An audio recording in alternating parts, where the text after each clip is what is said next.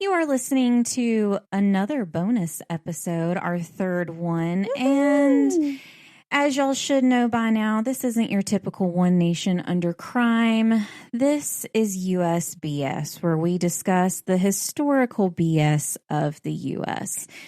These are episodes that cover a wide variety of historical topics. Could be a person, an event. Either way, we promise that we will still try to have a good time and learn something along the way. But is anything we do ever typical? No.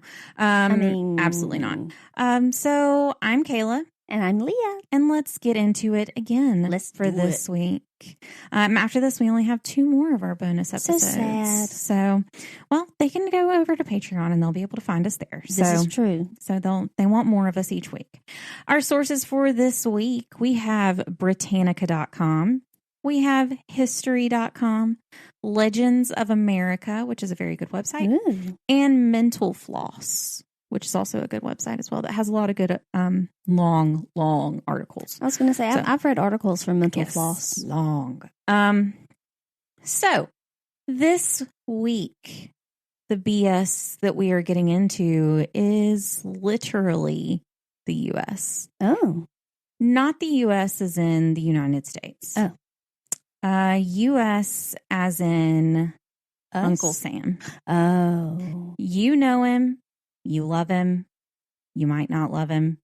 He's the one with the white top hat, blue jacket, red ascot, white hair and beard, and he's like pointing at you, kind of like your grandma did, like when you were in big trouble. If that doesn't sound familiar, then just think of like a thin, patriotic Santa. That looks at you like your mom does when she got home and you didn't take the chicken out of the freezer when she told you to. That look. We all know that look. We all know. With Southern mothers, we all know that look. We know it. And then she pulls in the driveway and you quickly go to throw it in the sink like that's going to help. No. So he's a cross between Abraham Lincoln and a patriotic Colonel Sanders. Yes. That's what I would say. My dad was him, and my little Mayberry town has a patriotic parade every year, and my dad was Uncle Sam in the parade one year. I can see that. Well, he made it to the paper. You can tell him all about this. The lore of Uncle Sam goes back a lot farther than some people may think.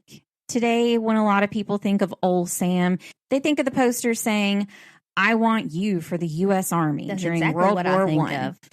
The term has morphed throughout the years, and for a lot of Americans, Uncle Sam refers to the government, such as when, country legend, my idol, Toby Keith. Absolutely not. You take that name out of your mouth when referring to this person. Absolutely not. And possibly one of the kindest people on the planet. Oh. Garth Brooks. Garth Brooks. He says in one of his songs, "If Uncle Sam dips in your pocket, for most things you don't mind." So a lot of people think of Uncle Sam as actually the government itself.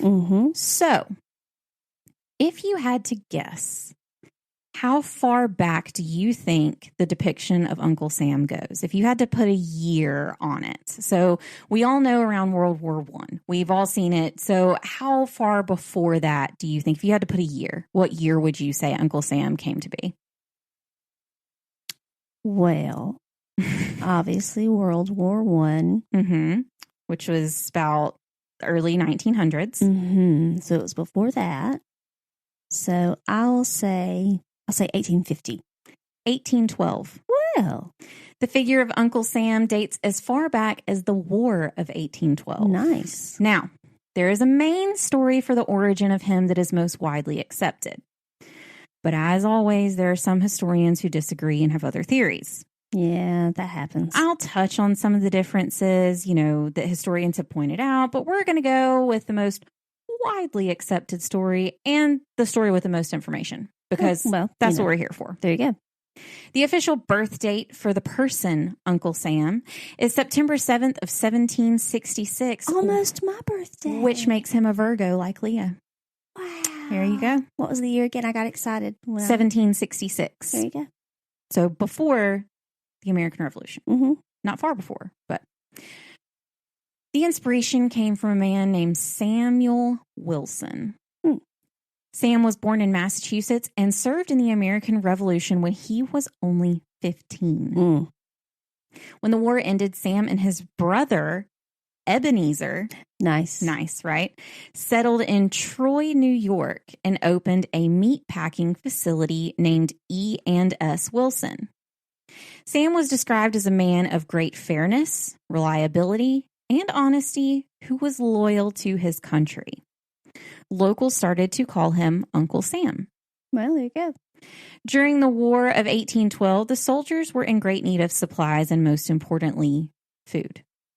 William Eustis was the Secretary of War at the time, and he made a contract with another man, Elbert Anderson Jr., in New York City to supply and issue all of the rations necessary for the War of 1812. He ran an advertisement in the paper looking for vendors to fill them. Well, E&S Wilson bid on the contract, and they won. They had to fill an order of 2,000 barrels of pork and 3,000 barrels of beef total for a year. Their company was right on the Hudson River, and it made it extremely easy for them to ship their products out. Right.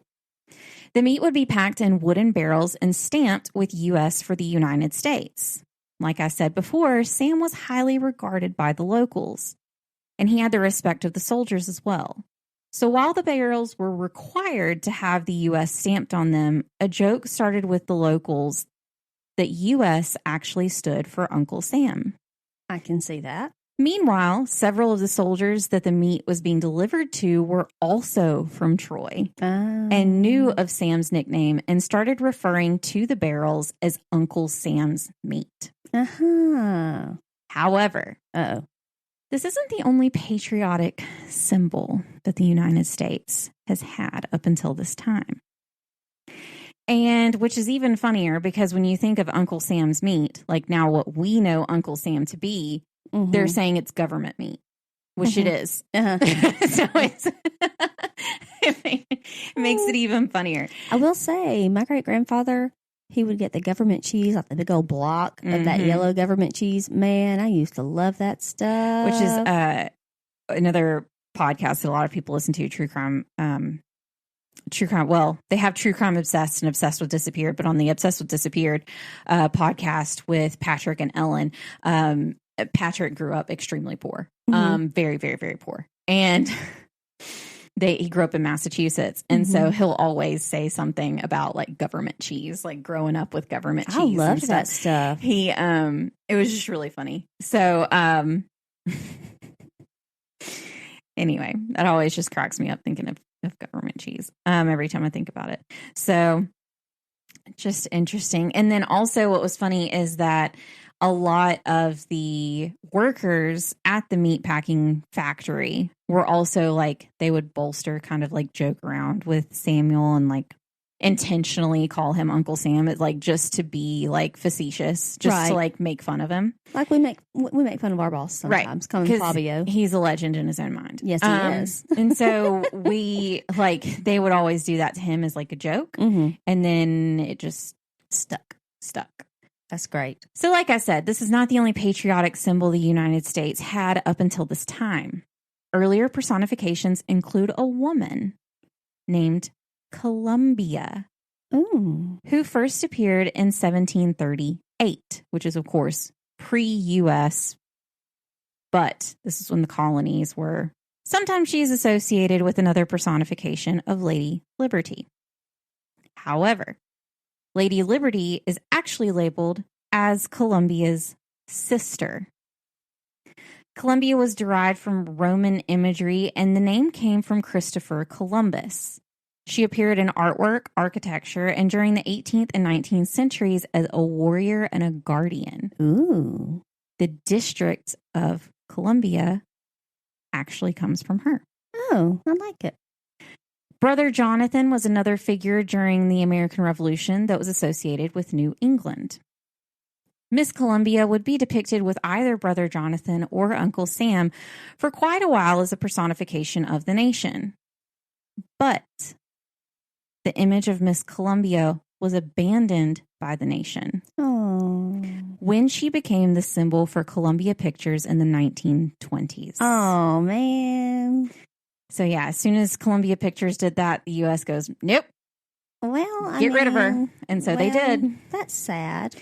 Yeah, I would think that you wouldn't be able to do that as a company, honestly. Like, I'm kind of surprised that they were able to do that. But, because now you wouldn't be able to. But right. Whatever. There was an article in the Lutheran Witness newspaper that said, quote, when we meet him in politics, we call him Uncle Sam. When we meet him in society, we call him Brother Jonathan. Here, as of late, Uncle Sam alias Brother Jonathan has been doing a powerful lot of complaining, hardly doing anything else. Ooh. A midshipman in the U.S. Navy named Isaac Mayo, weird. We've talked about Isaac recently, and in our last USBS, we talked about mayonnaise. Weird how it all ties back. Anyways, he wrote in his journal, quote, weighed anchors stood down the harbor past Sandy Hook, where there are 2 lighthouses and put to sea first and the second day out of most deadly seasick. Oh, could I have gone on shore to the height of it? I swear that Uncle Sam, as they call him, would certainly forever have lost the services of at least one soldier. Ooh. Yeah. So, the journal entry that was done by the midshipman was actually like during the 1760s. So keep in mind, Uncle Sam that's why a lot of historians say that Uncle Sam had to have come before because of things like this. But the official date is not until 1812. Gotcha. So, who knows?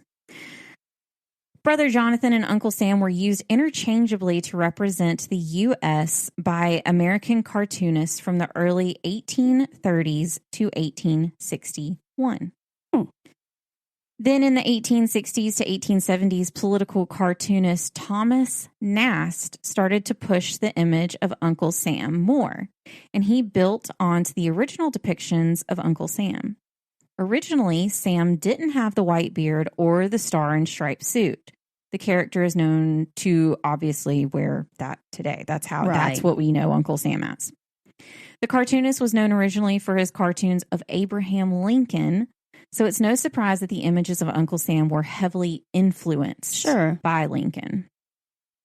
Nast was born in Germany, and he is also, I'd like you to take a guess at what other famous figure Nast is known to have put into a visual medium for the world.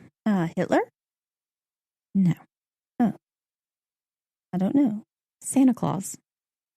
He is the one that came up with the modern day image of Santa Claus. Well, he also said Germany. Yeah, but a cartoon. Well, he also contributed even further to politics today in the U.S., and he assigned the image of the donkey to the Democratic Party and the elephant to the Republican Party. What was his reasoning? There's a lot that goes into that. We don't have time to get into. I will say that the donkey was not always called a donkey. And elephants are known to be stubborn as well. That also has a lot to do with it. There's a lot. Yeah, I know there's reasoning. I went to go look into it, and I went, oh no, we don't have time for this. The most famous image that we know of Uncle Sam today was created by artist James Montgomery Flagg. This is the version known to be on posters asking people to join the war effort.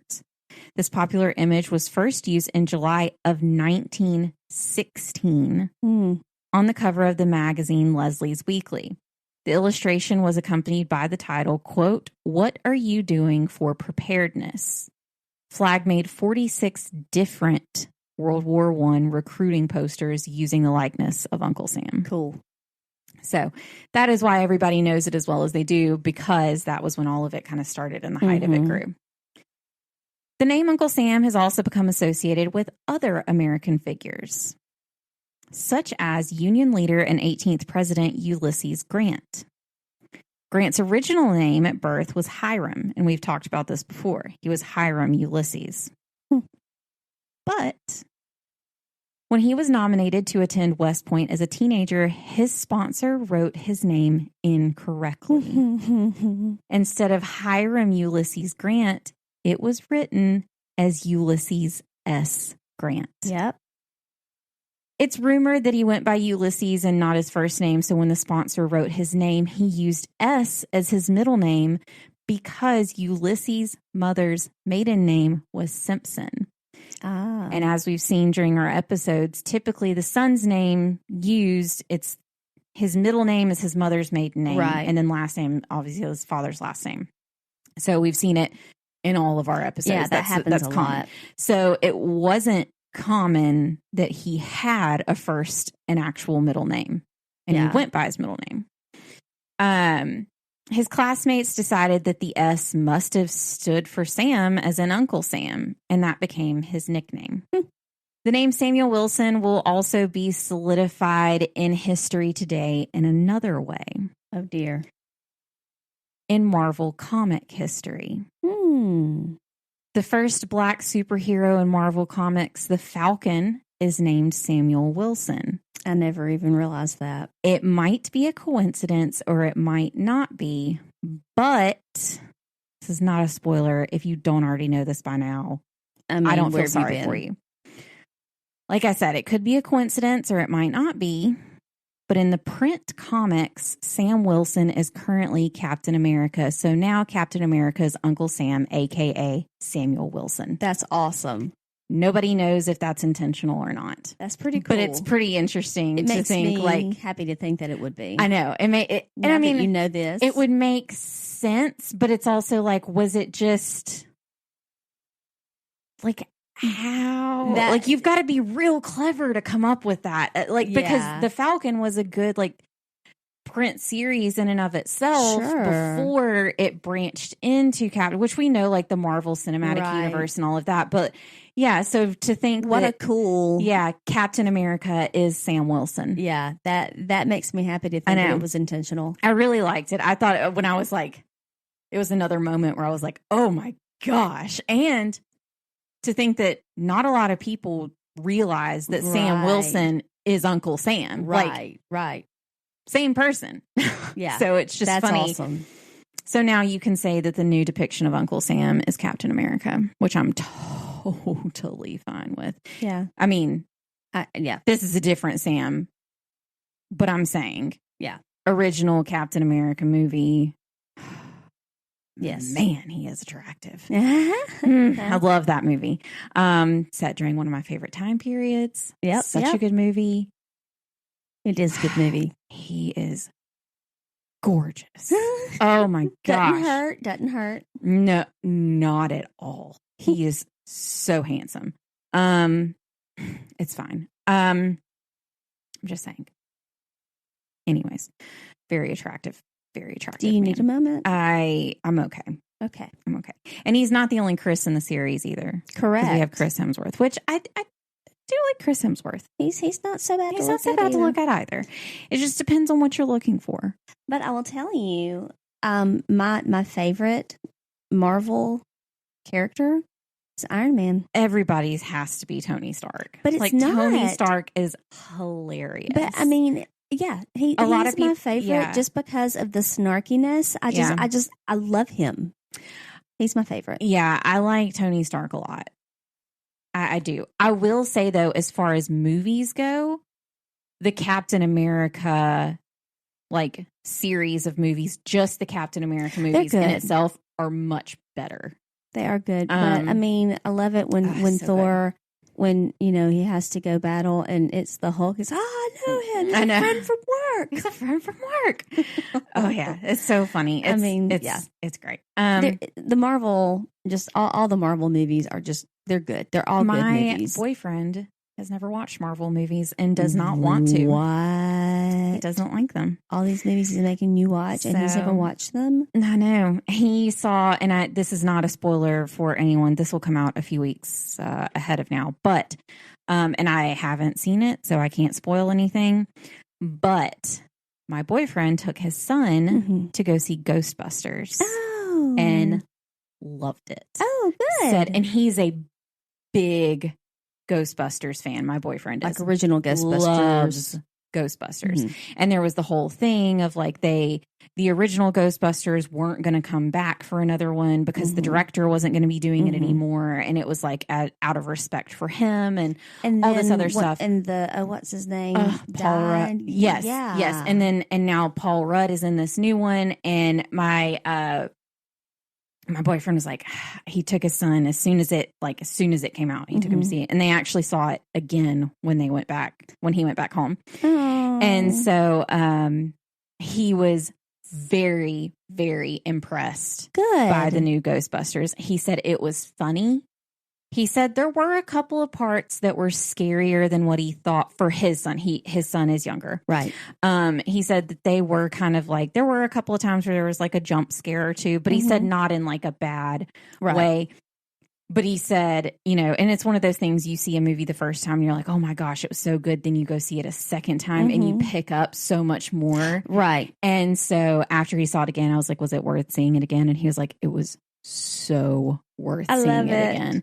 And even this morning, we went to the grocery store and we were coming back and I don't know what brought it up, but he said something about the movie again. And he was like, God, it was such a good movie. Oh, I'm so glad. And he's not like he likes to watch movies, but he's very particular on movies. Well, especially if it's like a sequel or, Yeah, especially tied to Ghostbusters. Right. Like it's either going to be really great or it's going to be horrible. This should not be a hot take, but the all-female Ghostbusters was not good. It was not. It was Ghostbusters. Not. It was not. There were funny parts, but it wasn't Ghostbusters. If they would have done a few key changes to not make it Ghostbusters, but Ghostbusters adjacent, I think it could have been much better. Yes. But I think if they made a movie where they just like made a reference to Ghostbusters, I think it would have been much better. But the movie of itself wasn't great. So I was really glad to hear that this like Ghostbusters was everything like it was made up to be. And he did tell me a lot of things because he was like, I don't want to spoil anything for you. And I was like, it's going to be a while till I see it, so it doesn't matter. Like, and he did tell me a few things about it that I was very, very pleased to hear that happened, that were callbacks. And for those of you who don't know, Dan Aykroyd, huge spiritualist, massive. Like his grandfather was a spiritualist who did like seances and like big, even today, huge into it. Like they have the whole family is like really into ghosts and to all of that stuff. And so it was really, when I found that out, I found it even cooler that he was then in Ghostbusters himself. So, because this was like a generational thing back years and years and years, it's been passed down through like all of the family that this is like something they do. This is something like they believe in and everything like that. So I just found it really cool that he then, like as an adult, got to play a Ghostbuster when he was so into that all of his life and still is. So really interesting. Go see it, apparently, if you haven't. I can't say for sure, but I can tell you what I heard. Good stuff. Word on the street. Word on the street is. And the only reason, FYI, some people are going to be like, how did you get to Ghostbusters? Paul Rudd, Marvel. That's how I got there. Ant-Man. There you go. Well, and also... Love Paul Rudd. Oh, he's so attractive. How does he get younger every year? I don't know. He hasn't aged. He has a deal with the devil. I'm convinced. That's what Ryan Reynolds told Jimmy Fallon. They were talking about how Paul Rudd... man alive. Yeah, and he said... He goes, I got to figure out what he's doing. Is that deal with the devil, or I just want to know how I can get in on that. And Phoebe married him. Friends. I know, but still, Paul Rudd, so attractive, so handsome. So funny. So funny. Sam Wilson. Okay. Back to Uncle Sam. In September of 1961, a little bit recent. I was not alive. No. The U.S. Congress recognized Samuel Wilson as, quote, the progenitor of America's national symbol of Uncle Sam. Wilson died at the age of 88 Wow. in 1854 and was buried next to his wife, Betsy Mann, in the Oakwood Cemetery in Troy, New York. The town calls itself the home of Uncle Sam. I love it. There are 2 memorials to Uncle Sam, both of which commemorate the life of Samuel Wilson, the person, not Uncle Sam, the figure. The Uncle Sam Memorial statue in Arlington, Massachusetts, which is his birthplace, and a memorial near his long-term residence in Riverfront Park, Troy, New York. Wilson's boyhood home can still be visited in Mason, New Hampshire. The following is from the Mental Floss article in July of 2015. And there was just so much here. They had the best information that I could find on it. And so this is directly from them. Just copy and paste. It's all I could do for it. In July of 2015, the genealogy website MyHeritage confirmed that one family in Arkansas is in fact directly descended from Samuel Wilson of Troy, New York. Helen Painter told ABC News that MyHeritage wasn't revealing anything new to them. Quote, "My grandmother was the daughter of Carlton Sheldon, who was Marion Wilson's son, and she was the granddaughter of Samuel. Granny always kept us very informed." Painter's eldest son has served in the Navy for more than 20 years while she is a nurse. Cool. She made a point of linking Wilson's spirit of service to her families today. Whether it's an icon or the person who did more menial jobs that never got that much recognition, there are a lot of wonderful people who have done a lot of wonderful things. Hopefully we can continue to do great things to take care of each other, whether it's handing out meat or Band-Aids or handing out a smile or a pat on the back. I was like, that's so sweet. I love that. She was just, and which is true because through their whole family, there's always been like, they've always done service for other people, which I always find really cool how families go through, like everyone in the family, like, oh, my grandmother was a nurse, then my mom was, then I was. And then like for her to be like, well, yeah, I'm a nurse and my son has been in the Navy for 20 years. Just like stuff like that it always just follows through. So always interesting. Well, we have 3 generations of servicemen in my family. You know, my pop was in the Army, my dad was in the Navy, and my brother is currently in the Navy. You know, and that's how my dad's side of the family was. My dad was Air Force, and a lot of them were all in the service, so it was very interesting. But yeah, always just it's very cool. It's very cool. And the last part. In 1989, I was alive then. I was not. Quote, Uncle Sam Day became official.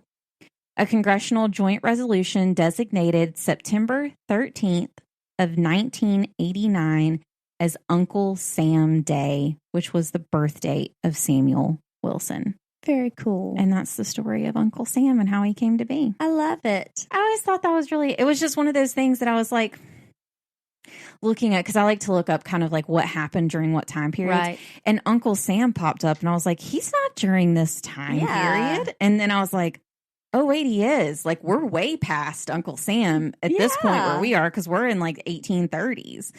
So it was really interesting. And I did think that it was really, the reason that I liked the Mental Floss article a lot is because they did talk about how they did, you know, ABC News actually found their family and did a interview with them, which was really cool. And for her to say, like, they didn't tell us anything new. Like, we already knew we were related to him. Yeah, like something we were aware of. Our families told us this forever. So that's always really fun to hear. And I liked that. So that's the story of him.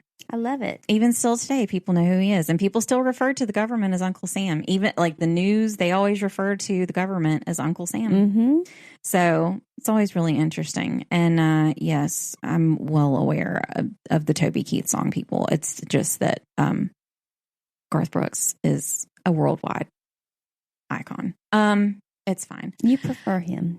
I love Garth Brooks, which a lot of people on here probably don't know. I did an internship with a radio station and spoke with Garth Brooks, and he is lovely.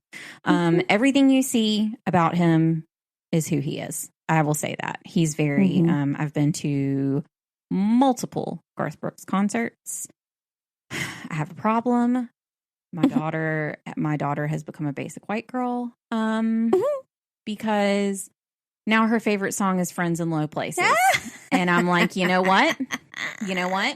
I am just preparing you for college karaoke. That's it. Can I tell you? I've prepared you. My nephew, my 5-year-old nephew, he loves rodeo. Like, I mean, he it's will a good ask song. for that, and buddy, he will break. It's a good down song. And he gets that twang going. It's great. I love, that's just one. My boyfriend's not at all like a country music person, and so I'll go with you, Garth. No. Garth is one of the few that he's like, oh no, I like Garth Brooks. And I'm like, who doesn't? Yeah. Find me someone and I'll tell you they're wrong. Yeah. Because he's just amazing. And let me tell you, man may be in his late 50s. He can get across a stage and he is not in shape. And I mean, that's not saying anything mean about him. He never really has been. But I saw 2 of his concerts in his most recent, last world tour. I was tired watching him. And I'm like, how do you do that? Yeah. How do you do that? Anyways, such a great guy. Such an interesting story of Garth Brooks. Maybe, look, who knows? We get far enough into this podcast. Maybe one episode for USBS will be about Garth Brooks, the life of Garth Brooks. Hey, maybe he'll become a fan, and we'll have him as a guest star. That's what I'm putting into the universe. He and Trisha, because I'm a Trisha fan. She's Miss Yearwood to Garth Brooks, FYI.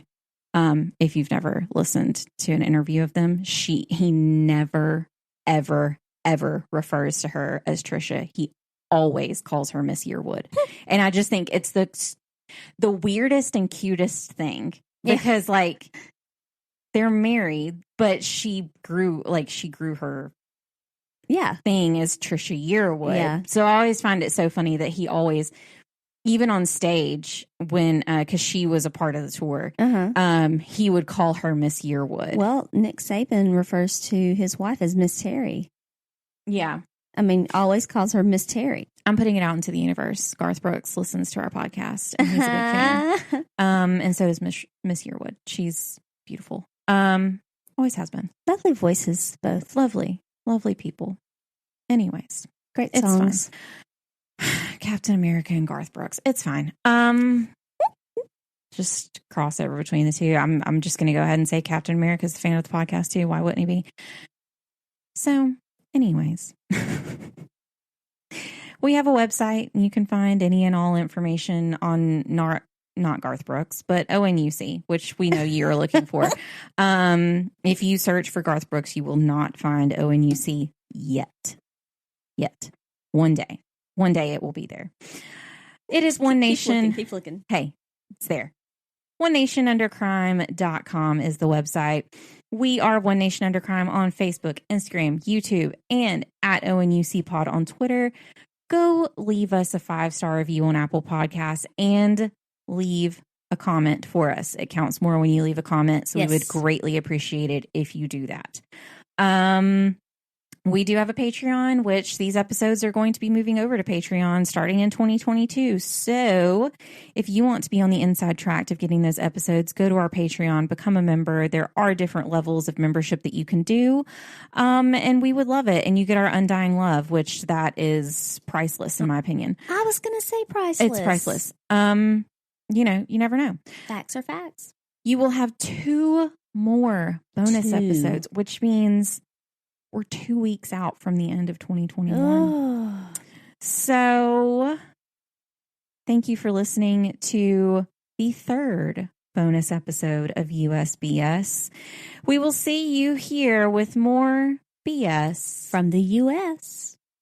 Always remember, even if Uncle Sam told you, there still isn't liberty and justice for all. Unfortunately. We will see y'all for our normal episode and another bonus next week. Goodbye. Bye, guys.